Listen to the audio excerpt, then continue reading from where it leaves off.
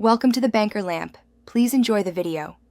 You start with the keyboard visible in any app. That's essential, so open Messages or Notes and bring it up. Next, go to Settings, choose General, then Keyboard. This is where layout and quick access options live. Once in keyboard settings, scan available toggles. You may enable predictive or smart punctuation because these change layout, space, and behavior. Now return to your typing app. Make sure the keyboard is active and ready. In the next step, we'll switch to the numeric view and pin numbers for faster access. Tap the 123 key on the lower left to reveal numbers and common symbols. That's the main action for numeric input. If you need special characters like currency or fractions, press and hold on relevant keys. Alternate characters pop up and you can slide to select.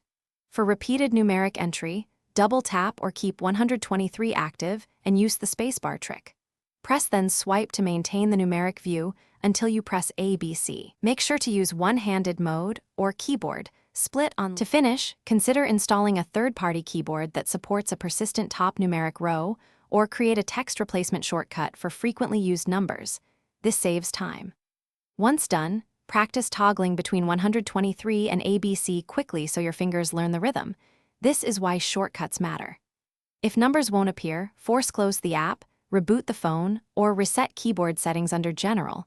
That usually fixes glitches. If problems persist, check for iOS updates because system fixes often resolve typing bugs.